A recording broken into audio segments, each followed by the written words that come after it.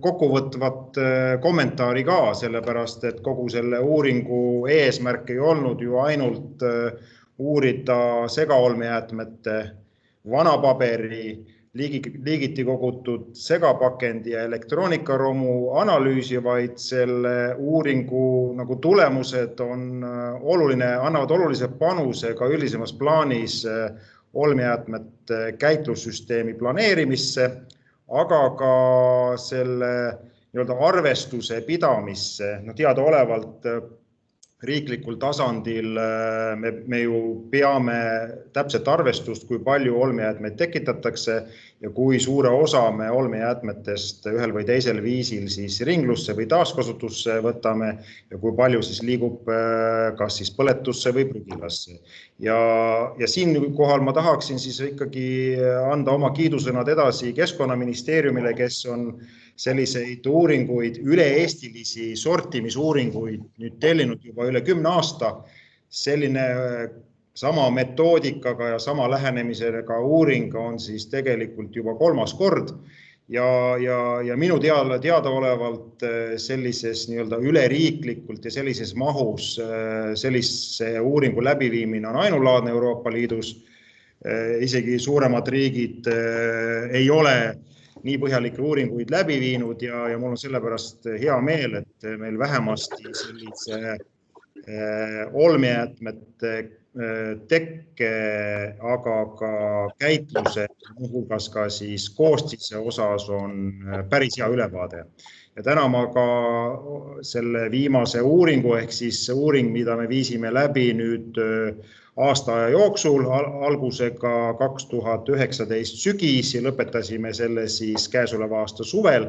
Ehk siis kogu selle uuringu sisu või vähemalt metodoloogiline lähenemine on see, et me selle 1 aasta jooksul viime kõikide nende eelpool mainitud jäätmeliikide ulatuses läbi igal aastaajal sortimisanalüüsid. Ja sellisel kujul me saame siis metodoloogiliselt kõige parema pildi, et kui palju siis ühes aastas või milline on siis 1 aasta jooksul uuritud jäätmete keskmine liigiline koostis. Nii et jah, et meil on hea meel, et meil selline aegjärjestus on olemas ja nagu ma enne juba vihjasin, et oma ettekandes siis kindlasti tahaksin lisaks sellele, et me nüüd selle viimase uuringu tulemused esitleme ja ka panna ta natukene võrdlusesse siis eelnevate sarnaste uuringute tulemustega. Need 2 eelmist uuringut siis aastal 2008 ja 2012 on ka läbi viidud meie instituudi poolt ja selles suhtes tekib väga hea siis selline aegrida, mis annab meile siis indikatsiooni, kui hästi või halvasti siis olmejäätmete käitlussüsteem, eelkõige siis kogumissüsteem on toiminud ja millised on arengud. Et selles osas ka annan siis väikese lisainformatsiooni või väikese sellise kokkuvõtte. Aga hakkame siis võib-olla algusest peale, ehk siis nii nagu ma enne mainisin 4 jäätmevoogu, mida me analüüsisime. Ja esimene ja kõige olulisem ja kõige suuremahulisem oli siis Eestis tekkinud segaolmejäätmete sortimisuuring, ehk siis me räägime jäätmetest, mida me viskame segaolmejäätmetena oma prügikasti ja meie siis uuring, nii nagu ma enne ütlesin, on üle-eestiline, ehk siis nii nagu ka varasemate uuringute puhul me oleme valinud välja sellised uuringupiirkonnad, mis kõige paremini iseloomustavad erinevaid tüüpi asustus- või asulaid ja asustuspiirkondasid. Ja kuna üle poole jäätmetest tekitab Tallinna linn ja siin ümbritsevad vallad, siis kindlasti nii nagu eelmiste uuringute puhul meil eriti suurema detailsusega me siis analüüsisime just Tallinna linna jäätmeid ja et veel kord selgitada, et kuidas siis metodoloogiliselt oli tehtud, siis me valisime Tallinna linnast siis 3 tüüpilist piirkonda linnaosade kaupa, kus me siis tegelikult sortimisuuringu läbi viisime ja klassikaline selline suurelamutega piirkonna osas me võtsime siis Mustamäe linnaosa jäätmed, segaolmejäätmed, erinevate elamutüüpidega piirkonnaks me võtsime kesklinna linnaosa, nii nagu seda me ka varem oleme teinud, ehk siis nii-öelda bürood, ametiasutused kui ka elamud, ehk siis selline segapiirkond ja siis sellise tüüpilise väikeelamutega piirkonna jäätmete, segaolmejäätmete analüüsiks võtsime siis Nõmme linnaosa. Ja need suuremas plaanis, üldiselt plaanis kattuvad siis ka varasemate sarnaste uuringute selliste uuringupiirkondadega.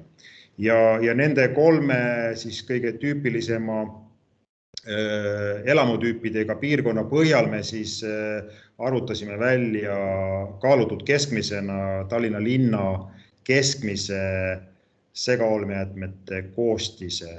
Ja see ei ole lihtsalt aritmeetiline keskmine, vaid me üldistasime siis neid tulemusi vastavalt erinevatele Tallinna linnaosadele ja nii saime siis võimalikult lähedase tulemuse, mis siis Tallinna linn üldisemas plaanis võiks segaolmejäätmete puhul, mida me võiksime siis segaolmejäätmete puhul iseloomustusena välja tuua.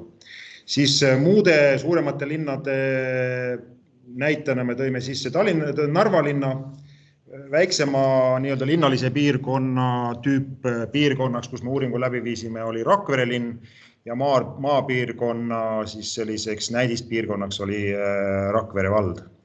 Ja nii nagu võib-olla osad teist on ka varem juba kuulnud, et sellise uuringu läbiviimine toimub siis tavaliselt konkreetsest piirkonnas kogutud jäätmeringi, jäätmevjooki koormapõhiselt, ehk siis konkreetse ja igal aastaajal siis sama jäätmevjooring konkreetsest piirkonnast, koorem kallutati maha ja sealt koormast võeti siis teatud metoodika alusel siis 4 proovi, mis siis sorditi liigiliselt, meil oli kokku 14 liiki, kui ma ei eksi nüüd 11 põhiliiki, aga neid osade jäätmeliikide puhul me vaatasime ka detailsemalt sisse, et siis sorditi käsitsi erinevatesse fraktsioonidesse liikidesse, mis siis hiljem kaaluti ja selle põhjal oli meil siis võimalik välja selgitada nii-öelda massiprotsendid ehk osakaalud erinevate jäätmeliikide osas, mis puudutab siis neid uuritud jäätmevoogusid. Põhiliselt sama metoodika oli ka siis meil kasutusel nii-öelda vanapaberi ehk liigiti kogutud paberi ja papi voo puhul ja ka segapakendi puhul. Elektri- ja elektroonikaromude puhul oli meil natukene teine metoodika, millest ma ka siis hiljem kogusalt väikese ülevaate annan. Ja kui me nüüd kohe hüppame koondtulemusteni, siis kui me räägime segaolmejäätmete liigilisest koostisest nii-öelda massiprotsentidena, siis me näeme, et kõige suurema osa segaolmejäätmetest ja siin on Eesti keskmine, nende eelnevate näidispiirkondade põhjal me siis arvutasime välja ka kaalutud Eesti keskmise. Jällegi üldistades siis nende erinevate piirkondade tulemusi kogu Eesti erinevatele piirkondadele, võttes alusse nende piirkondade iseloomu, ehk siis linnad, suured linnad, väiksed linnad, maapiirkonnad ja nii edasi, siis me arvutasime välja kaalutud keskmise ka Eesti jaoks ja siin ongi siis Eesti keskmine tulemus ja nagu me näeme, siis tegelikult, kui me räägime nendest põhilistest materjalivoogudest, põhimaterjaliliikidest, siis 1/3 ehk siis 32% moodustavad biojäätmed ehk siis sisuliselt köögi sööklajääd ehk siis toidujäätmed ja aia haljastusjäätmed. Järgmine suurem kategooria kaaluliselt on plastijäätmed. Valdav osa plastijäätmetest on pakendijäätmed, küllaltki väike osa, ainult paar protsenti on siis nii-öelda muu plast. Lihtsalt etteulatavalt kohe ütlen ka, et hästi palju on, eriti nüüd teiste riikides on kindlasti ka Eestis on räägitud, et kas oleks mõistlik hakata näiteks plasti koguma koos, me räägime nagu plastijäätmetest üldisemas plaanis ja siis me tegelikult näeme, et plastijäätmetest valdav osa on ikkagi pakendijäätmed ja neid muid plastijäätmed on küllaltki väikene osakaal, et selles mõttes nagu sellise segaolmejäätmete analüüsi perspektiivis ei ole mõistlik hakata võib-olla koguma eraldi veel neid muid plastijäätmed, et esimeses lähenduses ikkagi on väga oluline, et me selle plastpakendijäätmete teema lahendame ja neid võimalikult suures protsendis siis kokku kogume. Siis paberi-papijäätmed, midagi, mida oli ka arvata, ja siis muud jäätmed, millest siis kaaluliselt küllaltki suure osa moodustavad klaasijäätmed. Oluline on siin ära märkida ka tekstiil ja rõivad. Nende osakaal on kogu aeg siin läbi aastate suurenenud ja see on ka arusaadav, sest tekstiili ja rõivaste puhul me räägime sellisest väga selgest indikaatorist, mis näitab meie tarbimist üldisemas plaanis ehk suurenenud tarbimist. Teiselt poolt ka seda, et tegelikult tekstiili ja rõivajäätmete puhul meil head süsteemi ju täna välja pakkuda ei ole. Me ütleme otse välja, et sisuliselt tekstiili ja rõivajäätmeid ei ole võimalik ringlusse võtta, kuigi seda vähemal määral liigiti kogutakse jäätmejaamades. Nüüd, kui me räägime veel konkreetsematest jäätmeliikidest, ehk siis materjalipõhised, siis metallijäätmed 2,3% ja omakorda siis sealt elektri- ja elektroonikaromu alla 1%, ohtlikud jäätmete osakaal küllaltki väike 0,1%, mis on pigem nagu positiivne tulemus. Ja kõik siis muu, mis me selle sortimise käigus klassifitseerisime muuks põlevaks materjaliks, siia alla läheb siis kõik selline segamaterjal alates kummist, mähkmetest, igasugustest muudest sellistest materjalidest, mis üldiselt on põlevad, aga ei ole võimalik konkreetse liigi alla panna. Me näeme, et ka see protsent on küllaltki suur ja siin lihtsalt jällegi natukene iseloomustamaks, et selle 12% sees tegelikult, kes loeb meie nüüd aruannet, kus see detailsem tulemuste tabel on välja toodud, siis näeb, et üle poole sellest moodustavad need samad mähkmed, mida ma juba mainisin ja see on omaette huvitav jäätmevoog, seda tõesti on palju ja see on üks paras probleemne jääde, sellega sisuliselt midagi teha muud ei oskagi, kui ainult mõistlik lahendus on neid siis suunata põletusse. Aga jah, me sellepärast lausa sortimisuuringu käigus mähkmeid eraldi välja sortisime, et me juba eelnevate uuringute taustal oleme näinud, et see moodustab tõsiselt võetava omaette voo, et sisuliselt nende mähkmete kaaluline protsent on peaaegu sama suur kui tekstiilil ja rõival. Nii palju võib-olla siis sellisest üldisest pildist, aga kui me läheme nüüd natukene detailsemaks, siis ka uuringu käigus me omakorda vaatasime ja kalkuleerisime välja, et palju uuritud segaolmejäätmetes oli pakendijäätmeid, see on oluline informatsioon ja kui me räägime pakendijäätmetes osakaalust segaolmejäätmetest, siis see on kuskil 32%. Eraldi me vaatasime ka biolagunevaid kokku, et siin nüüd peab lihtsalt silmas pidama, et me ei segaks ära kahte mõistet biojäätmed ja biolagunevad. Biolagunevad jäätmed on siis laiem mõiste, mis sisaldab endas biojäätmed ja muid bioloogiliselt lagunevad jäätmed, eelkõige paberit ja pappi, et selline biolaguneva osakaal on siin üle 50%.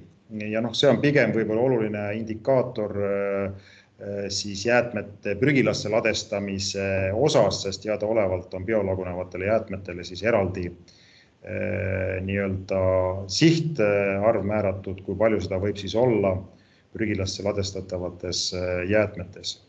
Ja laias laastus veel ka tõime välja siin põleva materjali, mittepõleva materjali suhte, lihtsalt näitamaks, et millist potentsiaalselt siis nii-öelda perspektiivi see segaolmejäätme voog endas sisaldab või kätkeb, kui me räägime võimalikust siis jäätmete põletamisest, millele viimasel ajal on küllaltki palju sellist negatiivset tähelepanu pööratud. aga mina arvan, et Eestis tänu jäätmepõletusele, tänu sellele, et meil see jäätmepõletus on meie tegelikult segaolmejäätmete prügilasse ladestamine madal ja kindlasti jäätmete põletamine on keskkonnamõju seisukohalt palju parem kui jäätmete prügilasse ladestamine. Läti, kes on hea näide, kellel jäätmepõletust ei ole, olukord isegi mõnevõrra halvem ringlussevõtuga kui ka meil, siis tegelikult kõik see nii-öelda muu mass, mis siis ringlusest üle jääb, sisuliselt liigub Lätis tänasel päeval prügilasse, vähesemal määral ka jäätmekütuse tootmisesse. Nüüd tsemenditehastes kasutatakse seda, aga see osakaal on küllaltki väike.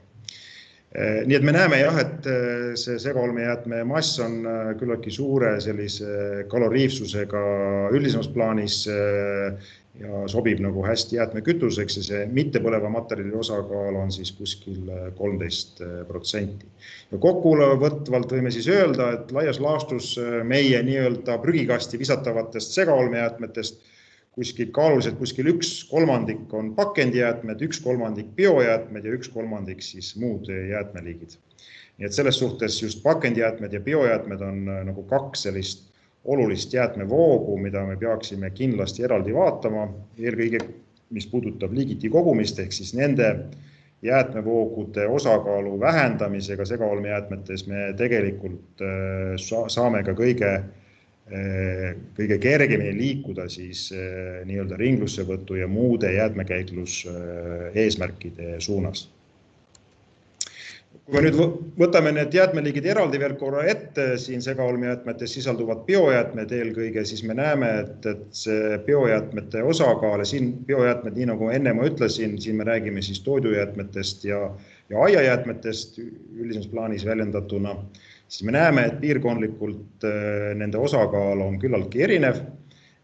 Mõnevõrra võib-olla erineb Tallinna linn, nüüd järgmise slaidiga ma natuke seda ka iseloomustan, siin jah, nendes tulpades on praegu nii toidujäätmed kui ka aiajäätmed kokku pandud, aga üldisemas plaanis võib öelda, et Tallinnas siiski tänu sellele, et Tallinna linn on ainukene omavalitsus, kes on üle 10 aasta tegelikult biojäätmete liigiti kogumist läbi viinud, siis võttes ka arvesse seda, et Tallinnas on see tarbimine kõige suurem ja jäätmetekke keskmiselt inimese kohta ka suurem kui teistes Eesti piirkondades, siis siingi tegelikult selle uuringu tulemused näitavad, et Tallinna biojäätmete liigiti kogumise süsteem on toiminud ja on selgesti aidanud siis vähendada biojäätmete osakaalu segaolmejäätmetes.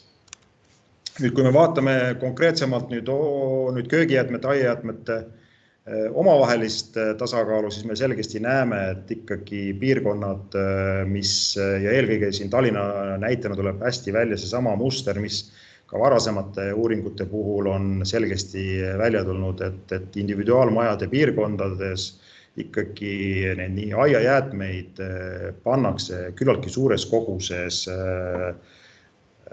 segaolmejäätmete konteinerisse. Et see on tavaline tava on see, et kui su segaolmejäätme konteineris ruumi on, siis et puulehed, niidetud muru ja kõik muu kipub sinna otsa liikuma. Aga mõnevõrra võib-olla halva üllatusena konkreetse uuringu puhul tuli välja, et ka Tallinna teistes piirkondades siiski eriti sellises sügiselsel perioodil need puulehed tihtipeale rändavad segaolmejäätmete konteinerisse ehk need niinimetatud kojamehed seda teevad, kuigi on võimalused loodud neid lehti ja muid aiajäätmeid eraldi ära anda. Siin on, me hakkasime seda ka natuke siin lähemalt vaatama ja tegelikult uurisime ka natuke tausta, et mis see olukord on ja me tegelikult jõudsime väga huvitavate selliste või näideteni, kus siis jäätmevedaja andes märku, et aiajäätmeid suures koguses lehti ei tohiks panna segaolmejäätmete konteinerisse, siis vastuseks tulevad küllaltki niisugused juriidiliselt pädevad vihased kirjad, kus siis öeldakse, et tuuakse viide olmejäätmete mõistele, kus tuuakse näitena, et olmejäätmed sisaldavad ka biojäätmed, sealhulgas aiajäätmed, järelikult on kodanikul täielik õigus aiajäätmed ka segaolmejäätmetesse panna ja sinna taha siis kirjutatakse lausa selline ultimaatum, et oleks need ära koristatud ja et mitte mingisugust nagu sellist paindumatust üles ei näidata. Ehk siis tegelikult see mõnes mõttes ka väga selgesti iseloomustab ikkagi jätkuvalt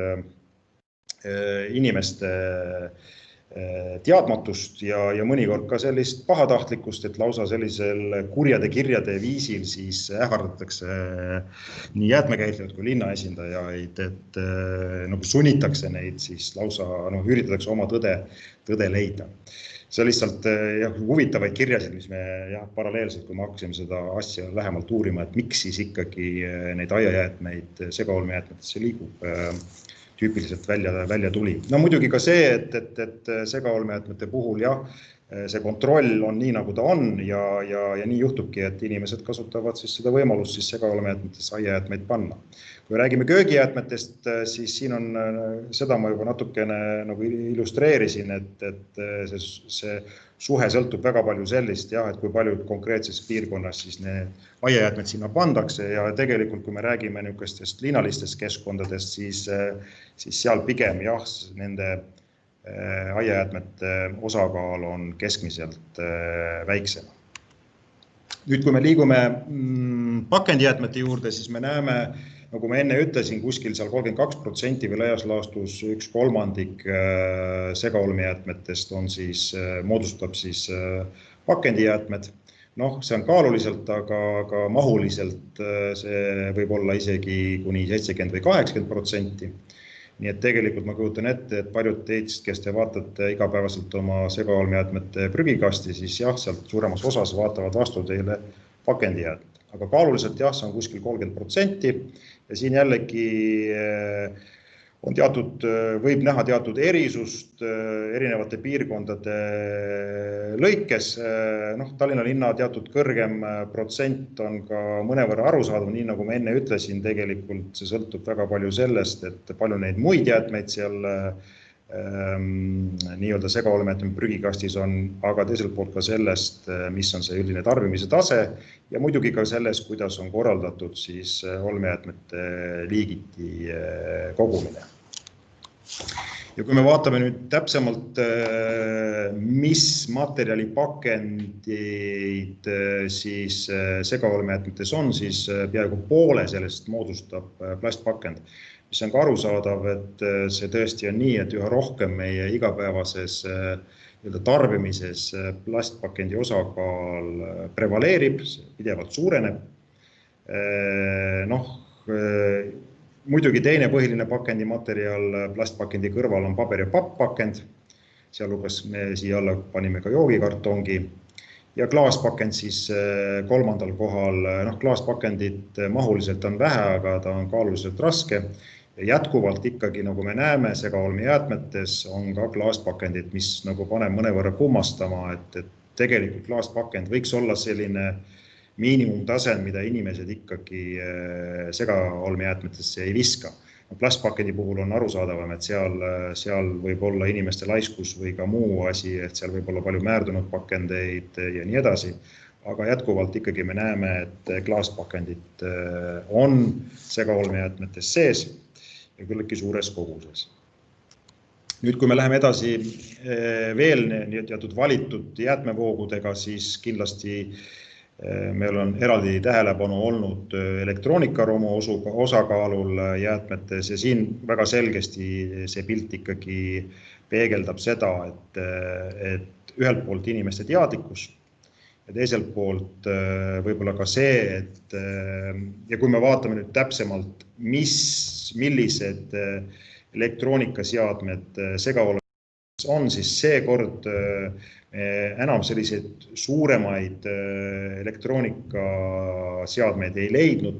Varasematel uuringutel me oleme leidnud seal tolmuimejaid ja ühe korra leidsime isegi pliidi sellest jäätmevoost, mida me analüüsisime. Siis nüüd täna võib öelda, et jah, neid suuremaid elektroonikajäätmeid enam segaolmejäätmetesse ei visata, aga selle asemel siis ka igasugune väike kribu-krabu, alates sellistest elektroonilistest mänguasjadest ja muudest pisematest asjadest, need ikkagi kipuvad meil segaolmejäätmetesse lendama ja siin väga selgesti mängib olulist rolli tänasel päeval siiski teadlikkus ja mõnevõrra, kui me vaatame neid erinevaid piirkondasid, siis me ka näeme, et see teadlikkuse teema teatud piirkondades on võib-olla aktuaalsem kui teistes. Ja eriti selline jäätmevoog, mis meile ka viimasel ajal on üha rohkem huvi pakkunud, siin informatsiooniks nii palju, et meie instituut siis koostöös partneritega viisime läbi just ka hiljuti ühe tekstiili ja rõiva uuringu, mille tulemused on ka kättesaadavad meie kodulehel, mis ka tegelikult näitas seda, et tekstiili ja rõivajäätmete osakaal segaolmejäätmetes suureneb. Ja kui me nüüd vaatame jällegi piirkondlikult, siis me näeme teatud erisusi ja mõnevõrra võib-olla see siiski peegeldab seda tarbimise taset, aga teiselt poolt ka võib-olla seda neid võimalusi. Mõnevõrra, kui me räägime jällegi Tallinna linnast eraldi, siis tegelikult Tallinna linn on üpris hästi kaetud tekstiili, eelkõige siis kasutatud rõivaste kogumiskonteineritega, aga nii nagu ma enne ütlesin ja mida me vaatasime ka konkreetsemalt siis tekstiilijäätmete osas, mida me segaolmejäätmest leidsime, et seal sisuliselt ikkagi olid nii-öelda jäätmeteks klassifitseeruvad kaltsud ja tõesti tänasel päeval neid kuskile viia ei ole. Nii palju ka juba nagu enne ütlesin, et mõningates jäätmejaamades need vastu võetakse, aga probleem on selles, et isegi nendes jäätmejaamades liigiti kogutavad siis tekstiilijäätmed, ma rõhutan jäätmete, me ei räägi siin praegu korduskasutatavatest rõivastest, sest neid tõesti kogutakse ja see süsteem toimib Eestis päris hästi, siis jäätmete osas jah, isegi need, mida te viite jäätmejaamadesse täna sisuliselt ikkagi liiguvad sealt edasi suure tõenäosusega prügilasse, kuna ei ole meil siin kohapeal ja ka laiemalt Euroopa Liidus ei ole head nii-öelda võimekust sellist jäätmeliiki täna ringlusse võtta. Ja muidugi oluline jäätmeliik või jäätmevoog, mis sisaldub ka olmejäätmetes, on ohtlikud jäätmed. Ja siin ka tegelikult teatud erisus on huvitaval kombel. Rakvere hüppab siin eriti kõrgele üles. Me vaatasime natuke sellesse tausta ja sisusse. Jah, tõesti, et seal oli selliseid lausa värvipotte ja muid asju. Aga ütleme laiemas plaanis positiivne on see, et ohtlike jäätmete osakaal segaolmejäätmetes üldises plaanis Eestis on vähe. Ja see tulebki hästi välja, kui me nüüd vaatame samade põhijäätmeliikide põhjal võrdleme siis käesoleva uuringu tulemusi eelmiste aastate tulemustega. Ja mida me siin näeme on siis see, et üldisemas plaanis on pilt jäänud samaks. Näiteks biojäätmete puhul sisuliselt täpselt sama, mis aastal 2012 tehtud uuringu puhul. Paberpapp on võrreldes eelmise uuringuga mõnevõrra suurenenud. Mis me näeme veel on tekstiilirõivaste sisalduse järjepidev suurenemine. Nii nagu enne ütlesin, positiivne on see, et ohtlike jäätmete ja elektroonikaseadmete osakaal segaolmejäätmetes on vähenenud, aga muus osas jah, mingisuguseid suuri selliseid hüpped ei ole toimunud. Ja kui me vaatame veel nende 4 põhikategooria osas, mida me lisaks grupeerisime, siis me näeme jah, et biolagunevate jäätmete osas sisuliselt sama, pakendijäätmete osakaal natukene suurenenud, põlevamaterjali osakaal jätkuvalt natukene suurenenud ja mittepõleva materjali osakaal siis natukene vähenenud. See mittepõleva osas siia alla kuuluvad ka ehituslammutusjäätmed, et tegelikult tõesti peab tunnistama, et nüüd selle viimase uuringu raames me segaolmejäätmetest niisuguseid väga suuri koguseid ehituslammutusjäätmeid ei leidnud. Varasematel aegadel võis tihti näha, et väga jõhkralt olid need prügikastid täis lükatud ka ehituslammutusjäätmeid. Siis nüüd viimase uuringu käigus nüüd niisugust väga suuri anomaaliaid silma ei hakanud. See on ka mõnevõrra võib-olla siis selline positiivne aspekt, kuigi ma tean, et ehituslammutusjäätmete, eriti selliste väiksemate remonditööde käigus tekivate ehituslammutusjäätmete käitlemine on küllaltki suur probleem ja ikkagi nad kipuvad segaolmejäätmete sekka maanduma.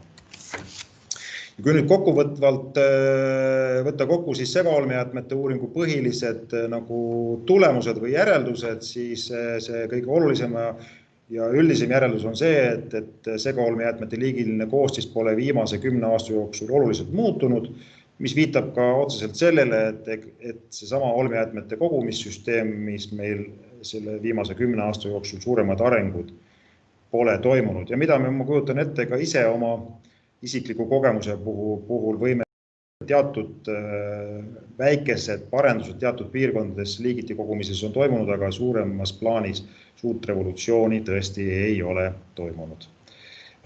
Oluline on see, mida võiks ka välja tuua, et selgelt tuleb välja see, et segaolmejäätmete liigiline koostis siis väljendab ka omavalitsuse suutlikkust ja võimet jäätmete liigiti kogumist korraldada ja teatud sellised näited, eelkõige siis Tallinna linna biojäätmete väiksem sisaldus, näitab seda, et nendele olulistele voogudele keskendumine ja need olulised vood on siis, nii nagu ma enne välja tõin, eelkõige biojäätmed ja nende liigiti kogumise sisseviimine, teiselt poolt siis pakendijäätmete liigiti kogumine, et väga palju sõltub sellest, kui hästi või halvasti see piirkonnas on siis korraldatud ja tegelikult lõppkokkuvõttes väga oluliselt siis maandub ikkagi omavalitsuse laua peale, nende suutlikkus ja võime, ühelt poolt ise vastutus võtta ja korraldada seda süsteemi, teiselt poolt siis ka neid nii-öelda partnerid, et teadaolevalt siis pakendijäätmete kogumissüsteem, aga ka elektroonika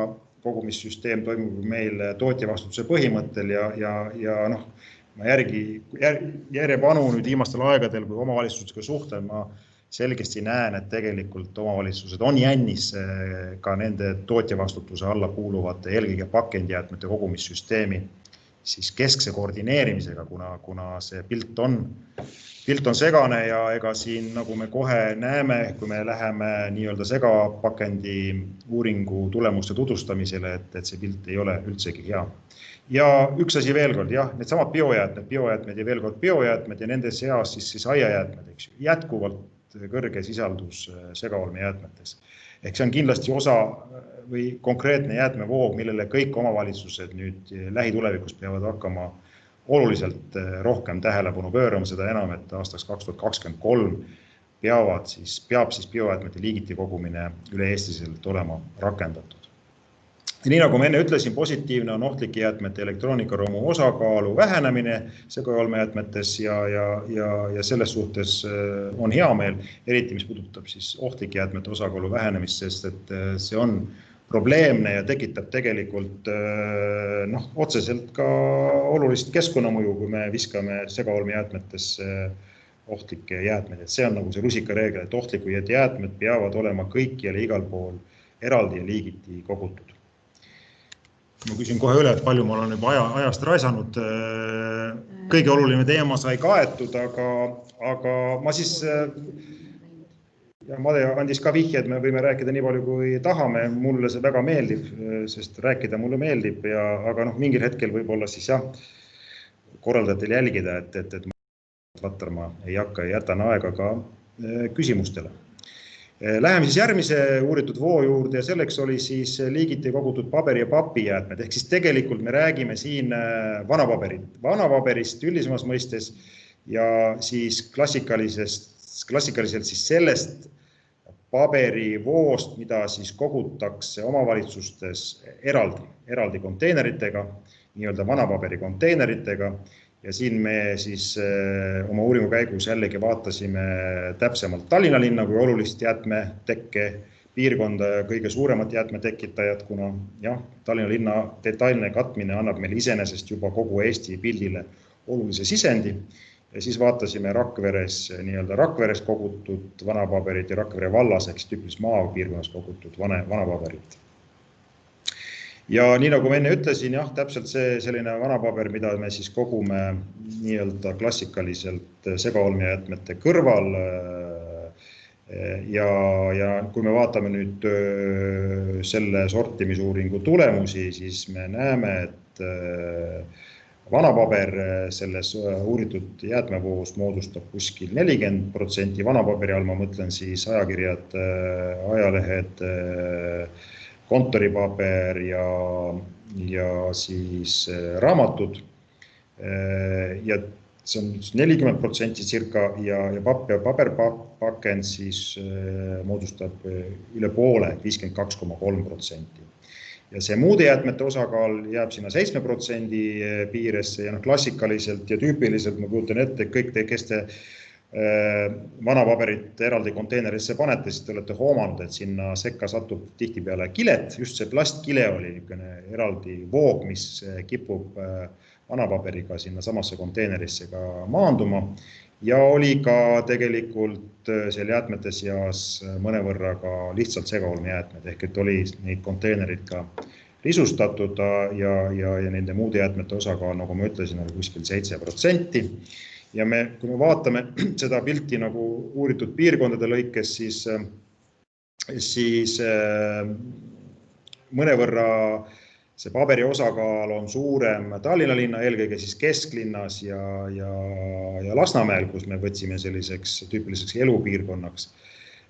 Aga teistes piirkondades on see küllaltki nii-öelda 50-50 ühtlane, et mõnevõrra rohkem ikkagi on paber ja papppakendit ja muude jäätmete osakaal on ka võrdlemisi ühesugune, et jäädes keskmiselt sinna 7% piirimaile.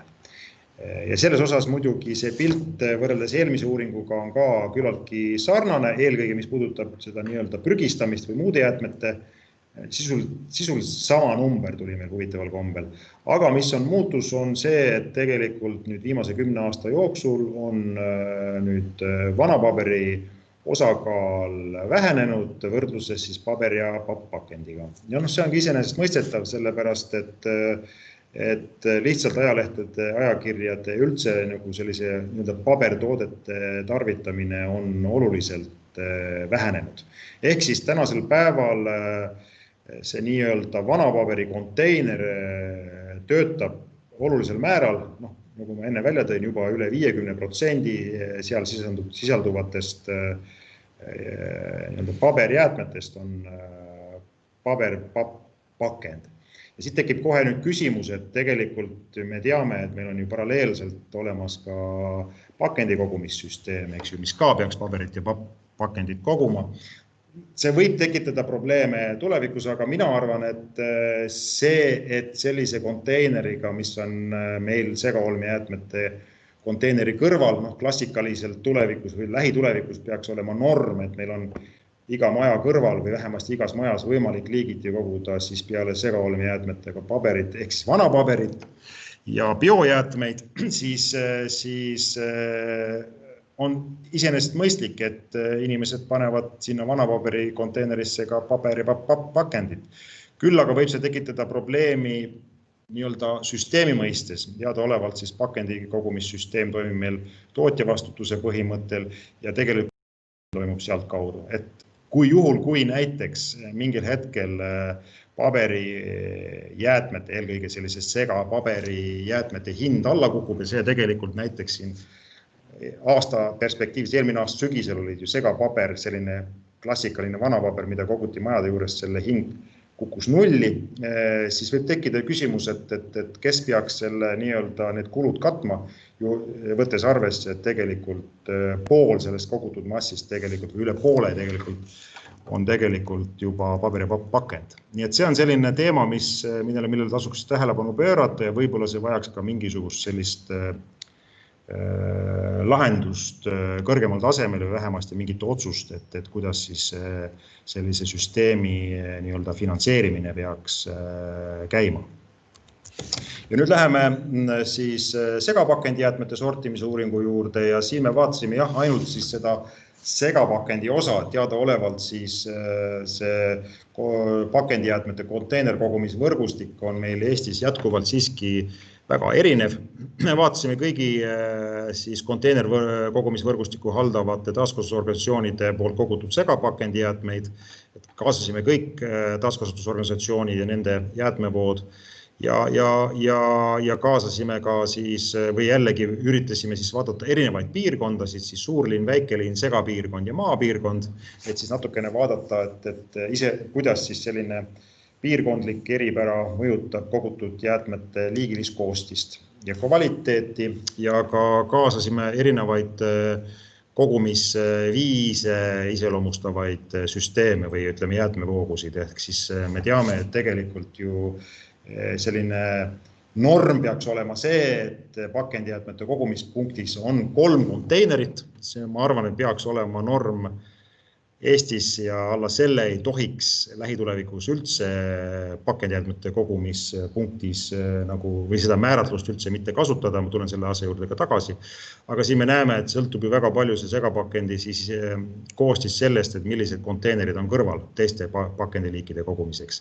Aga meil oli uuringus nii neid nii-öelda, ütleme selliseid positiivseid näiteid kui ka selliseid näiteid, kus kogutakse pakendeid siiski ainult ühe konteineriga, väike aukukene, kuhu sisse mahub ainult siis tõesti ainult piiratud kuju ja suurusega pakendeid, kui ka siis selliseid suuremaid või siis ütleme avatavaid konteinerid, kus siis muuhulgas saab panna igasugust muu sodi ka. Mõnevõrra natukene iseloomustada ja hinnata siis seda kogumiskonteineri pargi mõju kogutavate jäätmete liigilisele koostisele ja kvaliteedile.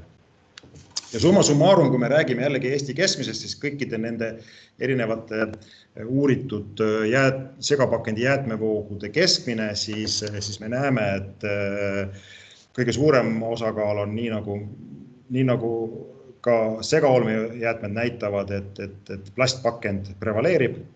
33% segapakendist on plast, siis 20% ligikaudu paberpapp ja ülejäänud siis valdavalt ehk siis kuskil 15% klaas, metalli natukene vähem ja puit ja need on juba marginaalsed. Aga jällegi, kui me räägime summa summarum sellisest segapakendi konteineri sisust, siis sisust 1/3, ütleme 28%, küllaltki suur keskmine näitaja ikkagi on igasugused muud jäätmed, klassikaliselt visatakse sinna ikka igasugust sodi, tüüpiliselt sellist segaolmejäätmeid.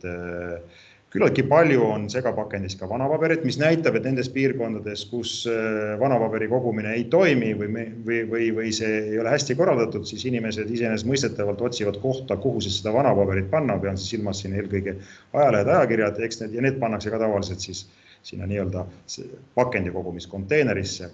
Ja ikkagi leidub ka inimesed, see on puhtteadlikkuse teema, leidub ka nende muude jäätmetena pakendi konteinerites küllaltki palju siis sellist muud klaasi, aknaklaasi, klassikalised. Inimesed ei ole aru saanud, et pakendi kogumispunkt on mõeldud eelkõige pakenditele, mitte sinna, et siis tihtipeale praegu kipub inimestel see arusaam segane olema, mis puudutab pakendijäätmeid ja pakendijäätmete kogumissüsteemi ja muude jäätmete süsteemi. Paljudel inimestel ikkagi see arusaam on selline materjalipõhine, klaas, plast ja nii edasi. Ehk siis selline, ei saada aru tegelikult, et kogumissüsteemidel taga on eraldi süsteemid, finantseerimisskeemid ja süsteemid ja tegelikult ei ole see, et sul on pakendi kogumispunktis, eks ju, klaasi jaoks konteiner, ei tähenda seda, et sinna võib igasugust klaasi visata. Ja hästi kiiresti veel, et vaadata natuke seda prügistamise teemat ja siin on mõningad näited, et tegelikult et väga selgesti kõige suuremaks probleemiks on ikkagi maapiirkond ja eriti need pakendikogumiskohad või punktid, kus siis on sellised suuremad pakendikonteinerid, sellised kirstulaagsed konteinerid. Ja need tavaliselt on siis kohad, kus siis inimesed toovad kõiki oma jäätmed, eriti just sellistes piirkondades, kus olmejäätmete kogumissüsteem lonkab nii või naa, siis selliseid pakendi kogumispunkte siis risustatakse kõige rohkem. Aga see ei tähenda seda, et selliseid probleemseid piirkondasid võib olla ka mujal, näiteks sama Tallinna üks piirkond või üks koht, kus me seda vaatasime, ka seal oli väga selgesti prügistamise osakaal suurem. Samas teine piirkond, mida me vaatlasime, oli küllaltki hea, et alla 20% oli seda muud sodi nendes konteinerites.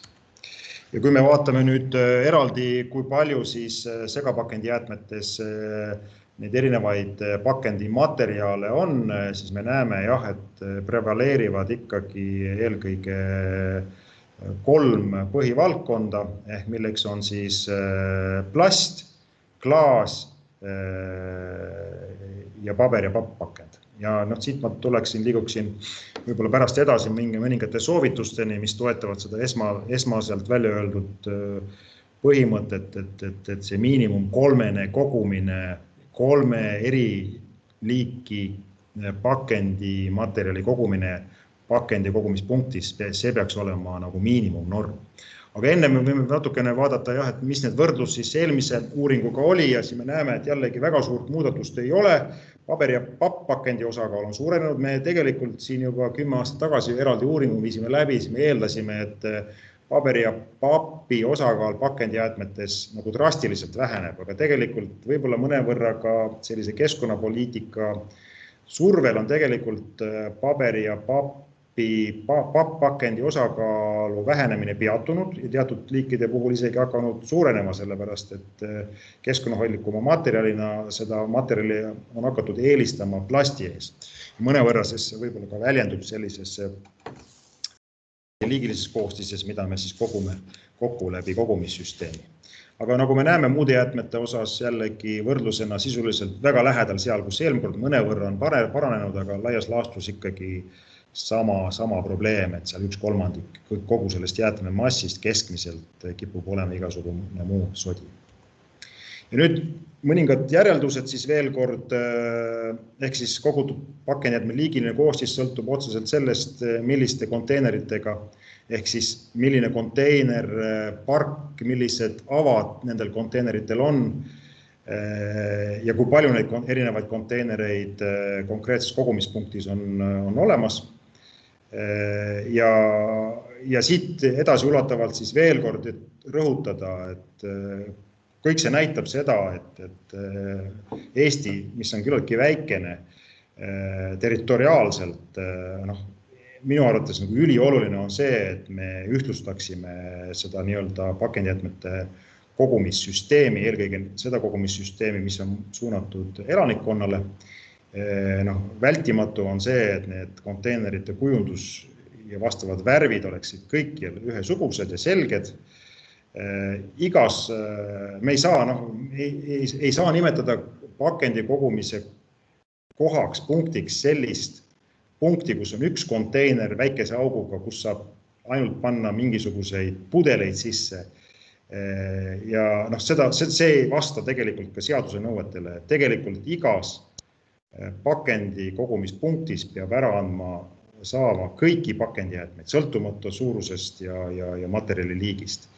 Ja siit tulenevalt see sama miinimumtase, millest on ju väga palju räägitud ja mis osas on ka tegelikult üldine kokkulepe olemas, mida on ka Keskkonnaministeerium nüüd kogu aeg rõhutanud, ehk siis pakendijäätmete kogumispunkt, miinimumtase on see, et on eraldi konteiner klaasile, eraldi konteiner paberile, papile ja eraldi konteiner segapakendile, ehk siis plast ja metall võiks minna kokku ja nagu me nägime, see segapakend siis iseenesest olekski valdavalt siis plast.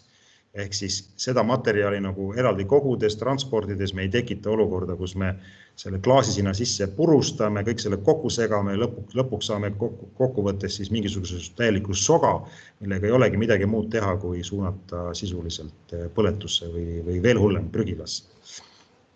Ja see peaks olema nagu rusika reegel ja ma väga loodan, et siin lähiaegadel meile selline süsteem tekib. Ja siin ei saa enam nagu kuulata seda, et need on väga suured investeeringud ja jällegi need, kes on omavalitsuse esindajad ju teavad, et kui keeruline on ikkagi tagada neid läbirääkimisi taskusorganisatsioonidega, et see süsteem, ühtne süsteem ikkagi tekiks. Jah, see sama prügistamine, inimeste madal teadlikkus, seda ma olen ju mitu korda maininud ja see ikkagi on probleemiks ja kõige hullem on see, kui piirkonnas, põhimõtteliselt kui piirkonnas olmejäätmete kogumine, nii liigiti kogumine kui segaolmejäätmete kogumine lonkab, siis need õnnetud pakendi kogumispunktid saavad selle koormuse kõik oma kaela. Tulemuseks on meil sisuliselt täielik soga, mida ringlusse võtta ei ole võimalik. Ja lõpetuseks hästi kiiresti ja põgusalt siis elektroonikaromu sortimisuuring. Selle uuringu eesmärk oli meil üldisemalt natukene vaadata, milliseid elektroonikaseadmed me kogume. Needsamad nüüd on uus elektroonikaseadmete jäätmete kategoriseerimine ehk siis 6 kategooriat. Varem oli 10 kategooriat, nüüd on see mõnevõrra muutunud ja selles plaanis me siis seda ka vaatasime palju siis kogutud elektroonikaromust siis need erinevad kategooriad, eelkõige siis suured, keskmised ja väikesed seadmed endast, nagu mida nad seal sisaldavad. Ja ka vaatasime siis, kui palju nendest kogutud seadmetest on niinimetatud uued seadmed ja vanad seadmed. Vanad seadmed on siis need seadmed, mis on turule pandud enne 2005. aasta, 13. märts oli vist, kui ma peast õigesti mäletan seda kuupäeva. Ja tulemus väga selge, kui me räägime nüüd kaalupõhiselt, ma tahan kohe etteulavatelt öelda, et tegelikult me tegime seda uuringut nagu jäätmejaamade põhiselt ja mul on hea meel tõdeda, et elektroonikajäätmete kogumine jäätmejaamadesse toomine on küllaltki populaarseks muutunud. Inimesed on aru saanud ja leidnud tee jäätmejaamadesse üldisemas plaanis ja me mõnes jäätmejaamas isegi nägime, et seal neljapäeva, reede õhtul ja laupäeval olid lausa järjekorrad ja toodi väga suurtes kogustes kõiksugu vanu elektroonikaseadmeid ära ja see oli nagu meeldiv vaatepilt. Aga jah, et kui me räägime kaaluliselt, siis iseenesest mõistetav, et kaaluliselt suured seadmed moodustavad suurema osa, väikesed seadmed väikesema. Kui me räägime, nüüd on siin üks slaid vist puudu, kui me räägime nii-öelda arvuliselt, siis on selge, et väikeseid seadmeid arvuliselt on rohkem. Ja siin natukene võib paralleeli tõmmata, et nende väikeste seadmete kogumine vajaks veel järeleaitamist, kuna ka segaolmejäätmete sortimisuuring tõi välja, et kas siis inimese teadlikkusest, aga võib-olla ka teatud mugavuseksi ikkagi kipuvad need asjad tihtipeale vaikselt liikuma segaolmejäätme prügikasti. Ja uute vanade puhul jällegi, et siin üldises plaanis uued ja vanad kaalupõhjal on nad enam-vähem 50-50 ja arvuliselt siis muidugi uued hakkavad vähehaaval prevaleerima. Uued eelkõige moodustavad siis väikestest seadmetest, on seal rohkem, see on isesmõistetav, me oma mobiiltelefonid ja muud tihtipeale viskame ära küllaltki kiiresti, 2-3 aastat keskmiselt mobiiltelefoni eluiga. Vanemate seadmete puhul siiski tuleb veel päris palju vanu televiisoreid ja praegu on see aeg, kus me ikkagi oma vanadest suurtest televiisoritest ja muudest koduseadmetest lahti saame. Nii palju siis võib-olla sellest uuringust kokkuvõtvalt, lihtsalt siin ka viide, et detailsem kokkuvõte on kättesaadav siis meie vastavas aruandes, mis on ilusasti üleval Keskkonnaministeeriumi kodulehel ja võib ka meie instituudi kodulehelt selle leida. Aga see võib-olla siis praegu kõik minu poolt. Ma loodan, et keegi on pidanud arvestust, kas on küsimusi või muid asju. Et kindlasti neid on, aga ma ei tea, kuidas me teeme, kas praegu küsimused, hiljem arutelu. Ma jätan siis selles osas siis Made otsuse sinule. Ja, aitäh sulle, Harri. 3 küsimust on tulnud Messengeri teel ja ma loen nad sulle ette ja võib-olla siis võtamegi kohe need küsimused ka, et sa saad ära vastata. Katrin Koppel Saaremaa vallavalitsusest on küsinud, kas on võimalik välja tuua, kui palju on segaolmejäätmetes neid jäätmeid, mis tuleb panna segaolmejäätmete konteinerisse ja kui palju peaks olema liigiti kogutud? Silmas peetakse sortimismääruse paragrahv 3 toodud jäätmeliike siis. Kas see sortimismäärus paragrahv 3, kas oli see pikk nimekiri või see lühem nimekiri? Mul ei ole karga kohe praegu pähe. Katrin võib-olla oskab kohe ise kommenteerida, aga laias laastus, kui ma selle küsimuse sisust aru saan, siis tegelikult segaolmejäätmete puhul ju mingisuguseid eraldi mingit õiguslikku piirangut ei ole, et mida seal ei tohiks olla, eks ju. Segaolmejäätmed mõnevõrra iseloomustavad pigem seda, et kui hästi või halvasti meil see liigiti kogumine toimub. Et mida on liiga palju, et see näitab pigem seda vastava jäätmevoo siis liigiti kogumise taset. Tegelikult, kui ma edasi utreerin, siis võib öelda, et tegelikult olmejäätmetes tänu sellele, et seal võib olla ohtlikke jäätmeid, olmejäätmed võiks klassifitseerida nagu kogu kremplina ohtlikuks jäätmeks, aga seda muidugi ei tehta. Nüüd ma natukene libisesin sellest küsimusest üle, aga kas see oli see? Katrin, äkki sa võid ju kohe, saad sa täpsustada seda küsimust, mida sa täpsemalt tahtsid teada? Kas Katrin saab ennast mikrofoni lahti teha? Või meil oleme selle juba kõigile määratlenud kinnisena? Ise peaks saama lahti teha ka. Ei saa kahjuks.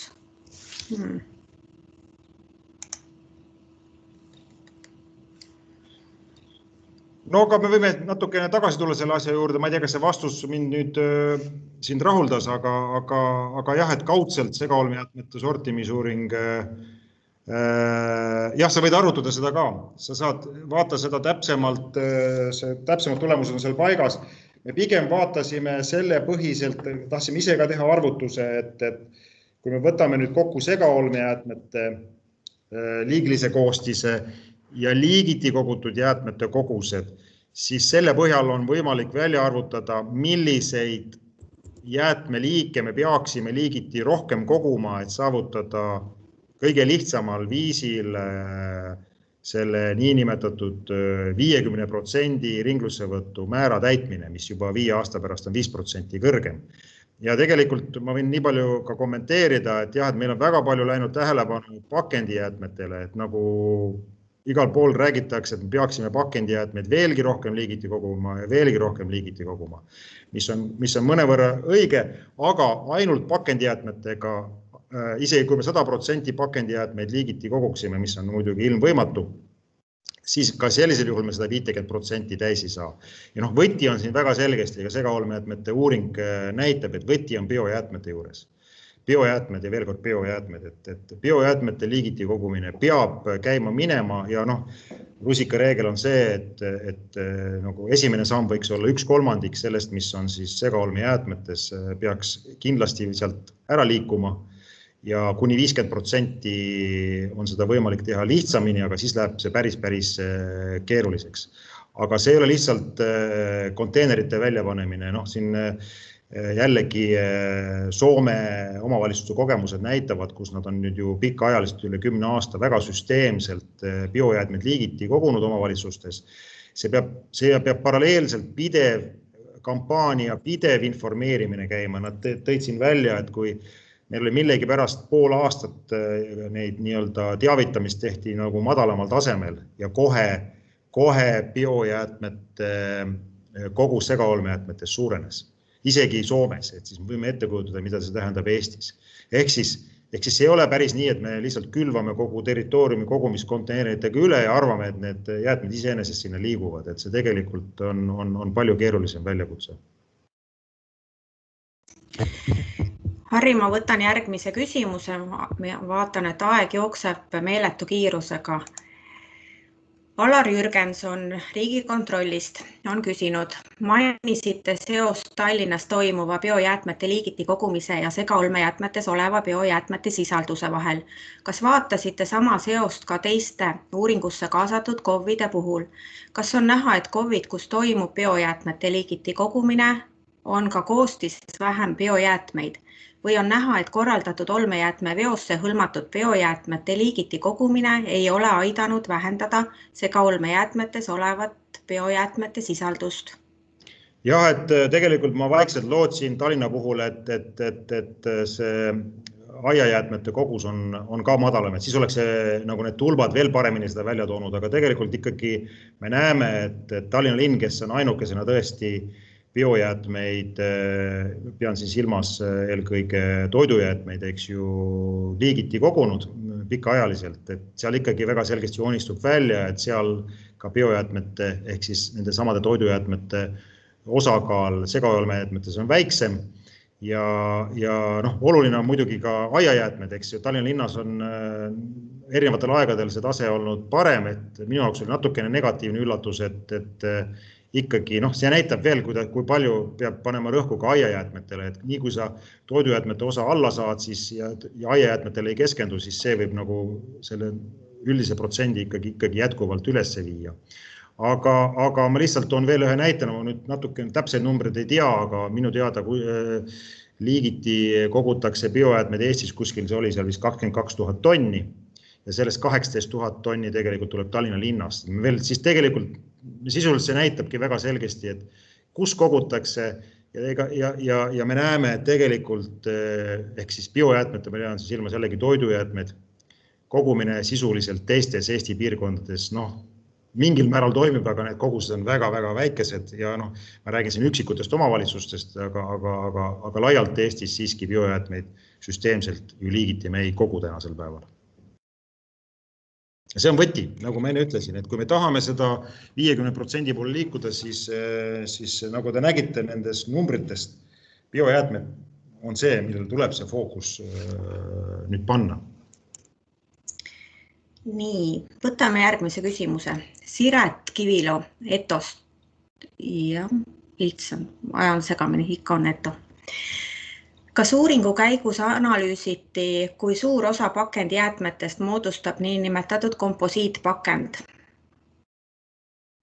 Me eraldi komposiitpakendid välja ei toonud sellepärast, et üldiselt selline voog nagu komposiitpakend on, nagu ta on. Kuigi ma tean, et viimasel ajal pakendi arenduses kipub sellist segapakendit tekkima ja tetrapaki puhul ka, siin on teatud piimapakendid, ongi raske öelda, on ta nüüd siis ikkagi nüüd kartongpakend, eks ju, või ei ole. Üldiselt ikkagi me liigitasime need pakendijäätmed kõik valdava materjali põhiselt, ehk siis üritasime niiviisi liigitada, et ühte või teise liikida panna ja mitte seda komposiitpakendit eraldi välja tuua, sest see on üks kahtlane eraldi voog ja ta tekitab ka arvestuse pidamises probleemi.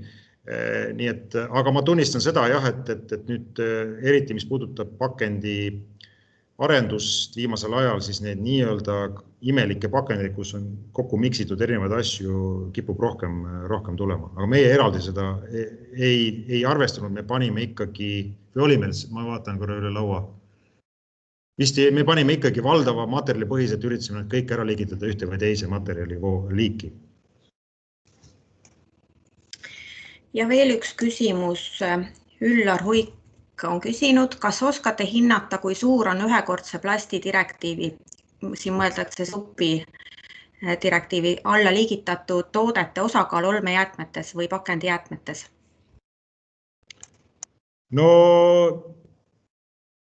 Seda me eraldi ei vaadanud, ma hakkan kohe kukalt kratsima, seda kindlasti oleks võimalik kaudselt meie tulemuste põhjal vaadata, aga küsimus on jah see, et kui suur osakaal see on nüüd segaolmejäätmetes või siis üldse sellises olmejäätmete voos. Väga palju sellest supi alla kuuluvates asjades klassifitseerub pakendiks, aga palju on ka sellist, mis võiks kuuluda selle segapõleva materjali alla, eelkõige igasugused õhupallid, kummid ja muud asjad, eks ju. Aga ütleme nii, et puusa pealt praegu öeldes, huvi mõttes pärast võiks selle üle vaadata õige numbri, aga pigem ma ütlen, et see on väike kogus võrdes selliste klassikaliste jäätmevoogudega, milleks on siis klassikaline pakendjäätmed, biojäätmed ja muud. Et pigem me räägime marginaalsemast osast, aga kui me räägime nagu prügistamisest ja teadaolevalt kogu see supi direktiivi ideoloogia tuleneb tegelikult sellest prügistamisest ja mereprügi ideoloogiast, siis kindlasti seal selle prügi seas on neid supi direktiivi alla minevaid tootevoogusid rohkem. Mis puudutab neid plastpudeleid ja muid asju, siis need on muidugi kaetud, need on nagu sellise pakendivoogudega kaetud. Ma räägin sellest muust kribuskrabust, mis seal supi direktiivis välja toodud on.